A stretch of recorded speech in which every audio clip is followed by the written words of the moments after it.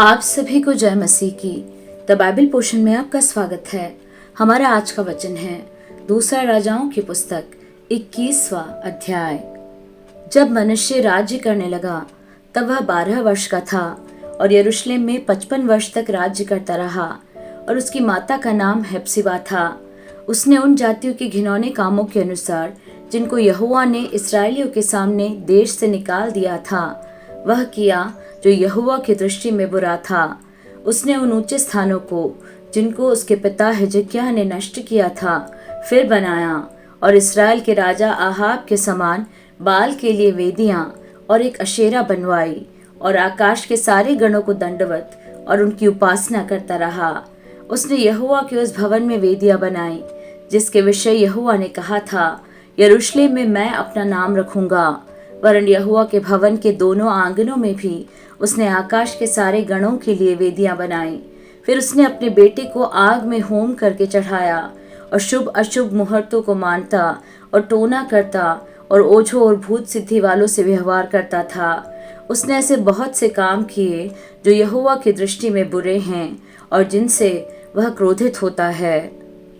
अशेरा की जो मूर्ति उसने खुदवाई उसको उसने उस भवन में स्थापित किया जिसके विषय यहोवा ने दाऊद और उसके पुत्र सुलेमान से कहा था, इस भवन में और यरूशलेम में जिसको मैंने इस्राएल के सब गोत्रों में से चुन लिया है मैं सदैव अपना नाम रखूंगा।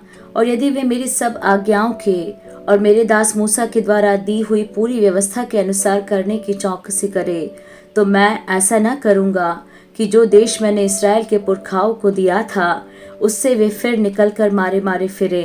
परंतु उन्होंने न माना, वरन मनुष्य ने उनको यहाँ तक भटका दिया कि उन्होंने उन जातियों से भी बढ़कर बुराई की जिनका यहोवा ने इस्राएलियों के सामने से विनाश किया था। इसलिए यहोवा ने अपने दास भविष्यद्वक्ताओं के द्वारा कहा, यहूदा के राजा मनुष्य ने जो ये घृणित काम किए और जितनी बुराइयां एमोरियों ने उससे पहले की थी उनसे भी अधिक बुराइयां की और यहूदियों से अपनी बनाई हुई मूर्तों की पूजा करवा के उन्हें पाप में फंसाया है।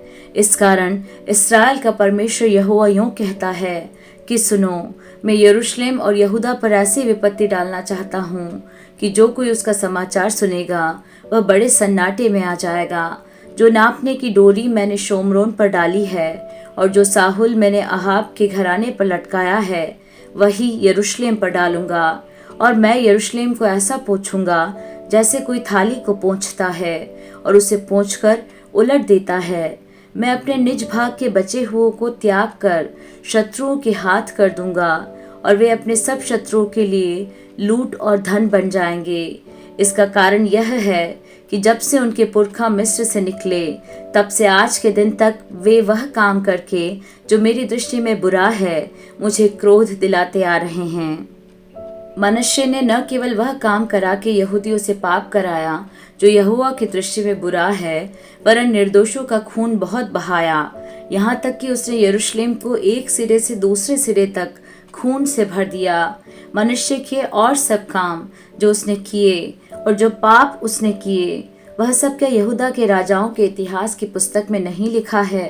अंत में मनुष्य अपने पुरखाओं के संग सो गया और उसे उसके भवन की बारी में जो उज्जर की बारी कहलाती थी मिट्टी दी गई और उसका पुत्र आमोन उसके स्थान पर राजा हुआ। जब आमोन राज्य करने लगा तब वह 22 वर्ष का था और यरूशलेम में 2 वर्ष तक राज्य करता रहा।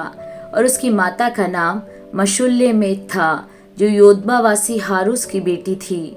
उसने अपने पिता मनुष्य के समान वह किया जो यहोवा की दृष्टि में बुरा है। वह पूरी तरह अपने पिता के समान चाल चला और जिन मूर्तों की उपासना उसका पिता करता था उनकी वह भी उपासना करता और उन्हें दंडवत करता था। उसने अपने पितरों के परमेश्वर यहोवा को त्याग दिया और यहोवा के मार्ग पर न चला। आमोन के कर्मचारियों ने विद्रोह की गोष्ठी करके राजा को उसी के भवन में मार डाला।